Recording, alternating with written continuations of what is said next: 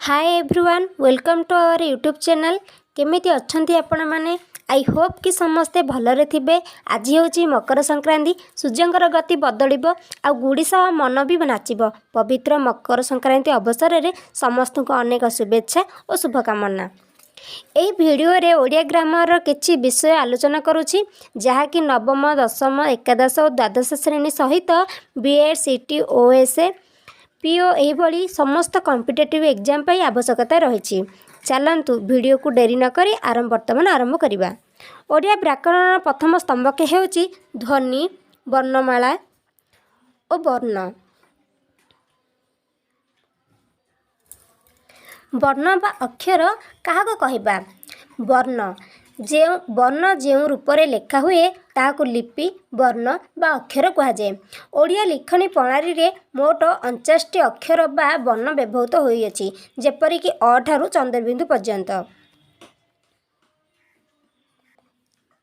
49 वर्ण मध्य प्रत्येकटीर स्वतंत्र ध्वनि बा उच्चारण नाही। वर्णर उच्चारण और लिखन मध्य निश्चय असामंजस्यता रही। जेपरि स स स तीनोटी सहर व्यवहार अनेक विभिन्न प्रकार होता है। जमीती एठी उदाहरण आम बुझे देचु। जमीती ज और ज से भी माने अनेक प्रकार असामंजस्यता रही। जो वर्ण अन्य वर्णर साहाय्य बिना उच्चारित हुए ताको स्वरवर्ण कहुए। अ ठारू औ पर्यंत 11टी स्वरवर्ण रही। सेहीपरि जो वर्ण स्वरवर्णर साहाय्य न नहीं उच्चारित हो पारे नहीं ताहाको व्यंजन वर्ण कहुए। क ठारू चंद्रबिंदु पर्यंत 38टी व्यंजन वर्ण रही। आमे साधारणतः व्यंजन वर्णर उच्चारण बेले अस्वरर साहाय्य नेबाकू पड़ी थाए।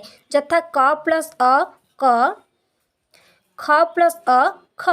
व्यंजन वर्ण उच्चारण निमित्त पूर्व हेउ अबा परे स्वरवर्णर साहाय्य बा आवश्यकता रही। 49टी वर्णर 49टी ध्वनि नहीं यह आमे पूर्वर कहिछु। वर्ण संख्या अधिक किंतु ध्वनि संख्या कम। 11टी स्वरवर्णर ध्वनि संख्या मात्र 8टी, जेपरिक अ, आ, इ, उ, ए, ऐ, ओ, औ। जो ध्वनिर उच्चारण समय फुसफुस निर्गत वायु बाधाप्राप्त न होई मुखगहर बाहर को आसी थाए ताकू स्वरध्वनि कहुए। वर्णमालार 8 गोटी स्वरध्वनि मध्यरु अ, इ, उ ए तीनोटी होची ह्रस्व स्वरध्वनि। अ, आ, ए, ऐ, ओ, औ ए 5टी स्वरध्वनि एवं ए, ऐ 2टी संयुक्त स्वर।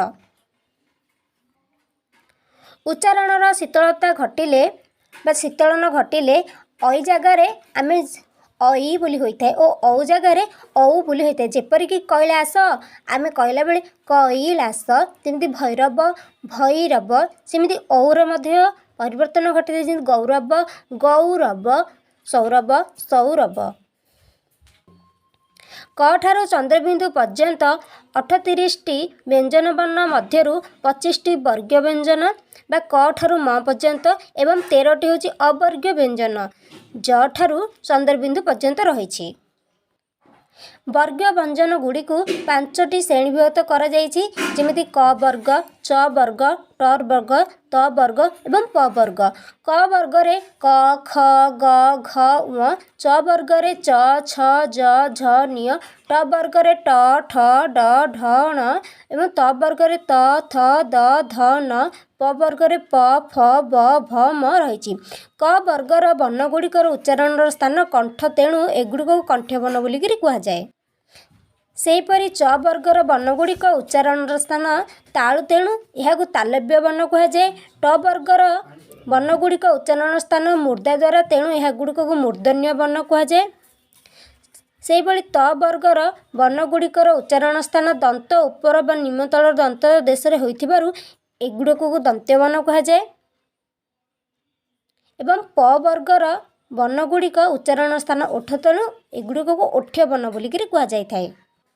एथर आमे जानिबा जे स्पर्श व्यंजन काहाकू कहुए।